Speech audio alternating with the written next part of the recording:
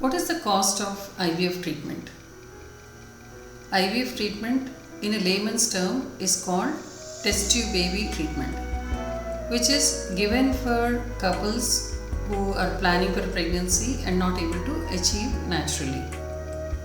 Nearly 15% of the couples planning for a pregnancy may find difficulty in having a baby. But that does not mean that everybody needs a test tube baby treatment. So it is required only for some of them. A test tube baby center or a fertility center does not mean that everybody is given a test tube baby treatment or an IVF treatment. Nearly 50 to 60% of the couples do conceive with a simple treatment. Maybe 30 to 40% require IVF treatment. Simple treatments means it could be an ovulation induction where the drugs are given and the woman is monitored for the follicle development, and during ovulation days the couple is advised to try naturally. The other treatment is intrauterine insemination, in which the sperms of the husband, which are processed in the lab and the best sperms are separated, they are introduced into the uterine cavity again during the ovulation days. So the cost of IUI or in fact any treatment can vary from a center to center.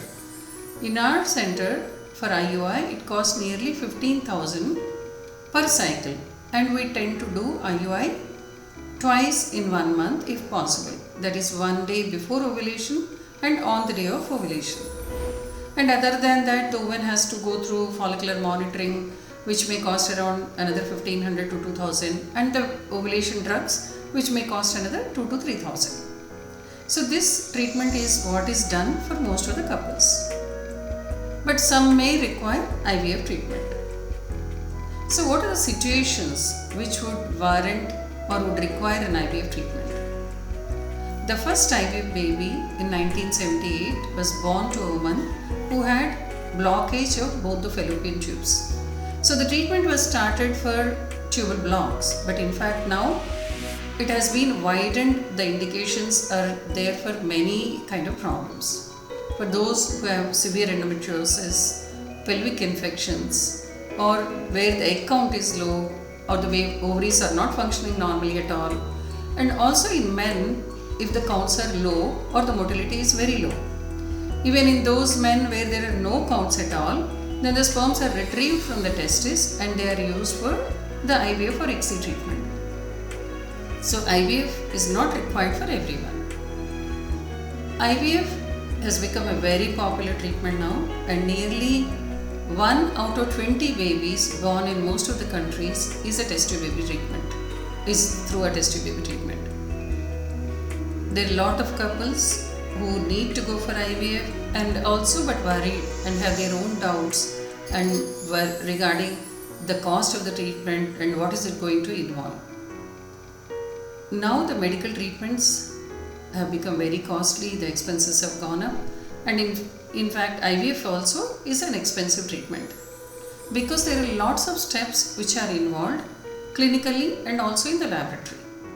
In IVF process, normally the woman goes through several hormonal injections which would help in development of the follicles, and once the follicles are developed, then the eggs are retrieved through vagina using an ultrasound guidance, and the woman actually needs conscious sedation, and very rarely they require a general anesthesia, but they need anesthesia and the anesthetist has to be there along with the patient.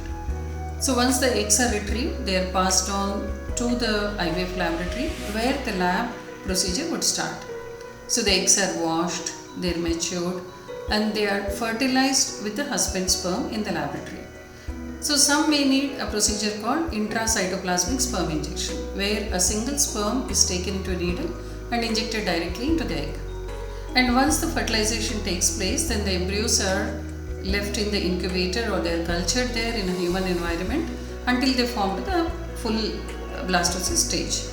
So the embryos are cultured for nearly 3 to 5 days in a laboratory depending on the patient's situation and depending on the day of the embryo transfer.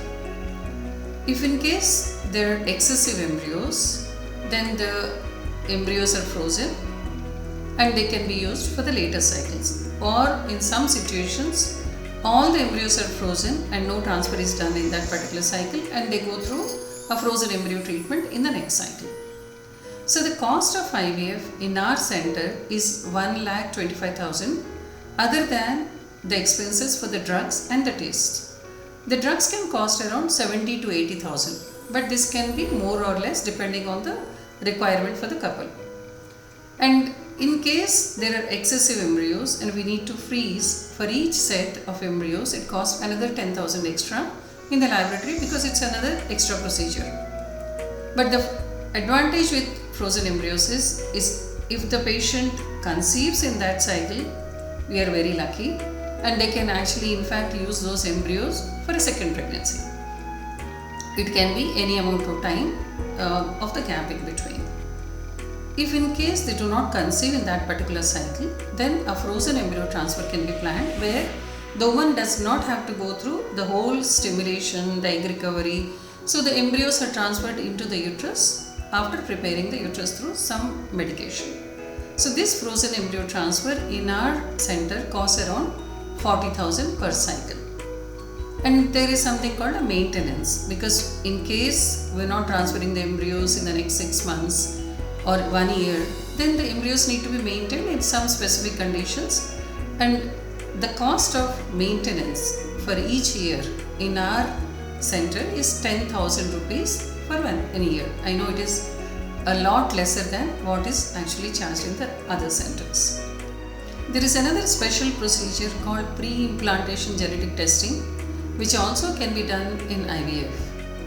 In this, embryo is checked for any specific genetic abnormalities. So there are different possible abnormalities in the embryo, and this could be an alteration in the chromosomal number of the embryo. It could be something like a single gene disorders, or it could be some other specific disorders. This test is done once the embryo has reached up to a blastocyst, so few cells are taken out and they are sent to a genetic laboratory for testing. This is called pre-implantation genetic testing. If a woman needs a PGT for different kinds of indications, then it may cost another 1 lakh extra, and this includes for 3 embryos for biopsy and for testing it for the genetic lab. So this is all about the cost of IVF in our center. There could be some seen and there are some unseen costs which could be involved in IVF treatment. So whenever a couple plans for an IVF treatment anywhere, they should try to make sure and they should have complete clarity and transparency on the kind of the treatment, the steps, and what is the cost of it which is involved. So they should not hesitate, even if they are not being told completely, to check what it involves. Fertility treatments themselves are very emotional and they're burdensome to the couple. So cost of IVF adds to the financial burden also. So whenever a couple has any doubts or hesitations or any concerns or worries, they should consult the physician, find out all the possible cost and the steps involved so that they have a clarity and a transparency. Fertility treatments themselves cause a lot of emotional problem to the couple, and IVF adds to the financial burden also. So whenever you have doubts, it's better that you clarify them, be clear, transparent, and check them with your physician, and proceed with your IVF journey with a lot of excitement without being anxious, and this is what is going to improve your chances and make the journey much more easier.